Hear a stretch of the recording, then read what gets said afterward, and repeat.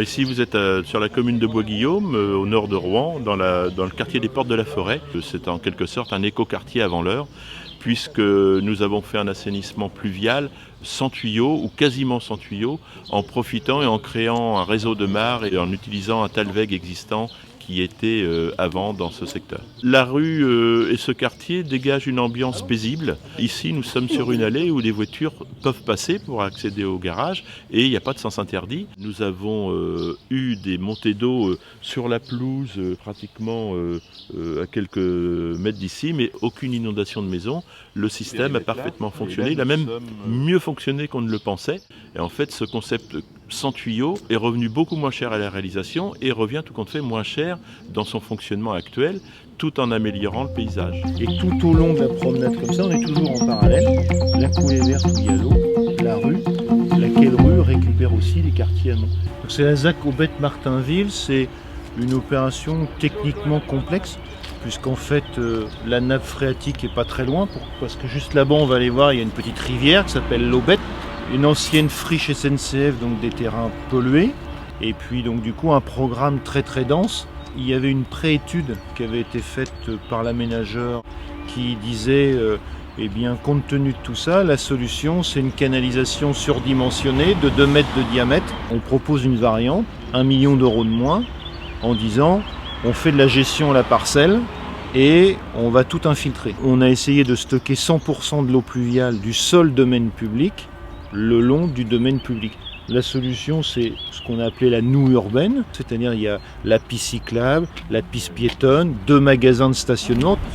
Donc c'est très intéressant, ça donne beaucoup de perspectives aussi sur des projets qui peuvent se réappliquer après sur nos territoires, donc notamment sur la communauté urbaine, où aujourd'hui on a une vraie réflexion qui est engagée sur la gestion dans nos opérations de toute la partie eau pluviale. Les gros événements qu'on a eus là vous ont pas inondé? Ça ne nous a pas du tout impacté.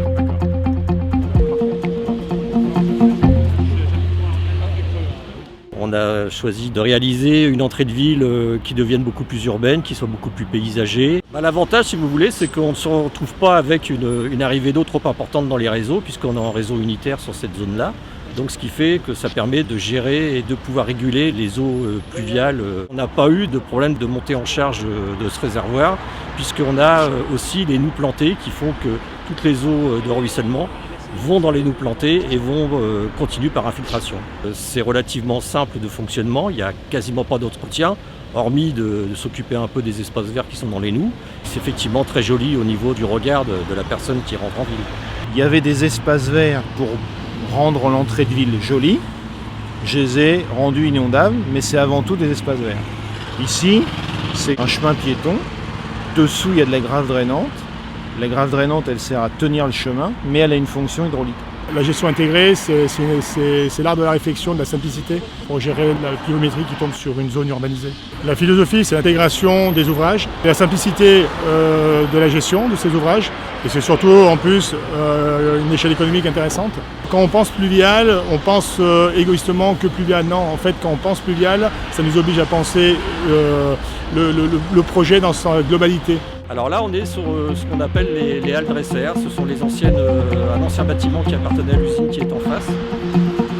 Le Pôle Dream, avec l'agence de l'eau et l'aide de l'Adopta, souhaiterait en fait développer des actions de sensibilisation auprès des collectivités territoriales et des acteurs industriels pour mettre en œuvre en fait des solutions alternatives de gestion intégrée des eaux pluviales. Alors il faut savoir que les eaux pluviales sont une cause importante de dégradation de la qualité de l'eau. On a historiquement collecté les eaux pluviales souvent avec les eaux usées, donc elles vont à la station d'épuration, et avec l'augmentation de l'imperméabilisation des villes, ces eaux pluviales font déborder les réseaux et les stations. Il y a des rejets directs dans les cours d'eau. Or, on voit dans les villes aujourd'hui qu'on peut aménager en gardant l'eau en surface et en l'infiltrant. Donc on change complètement le principe de gestion de l'eau.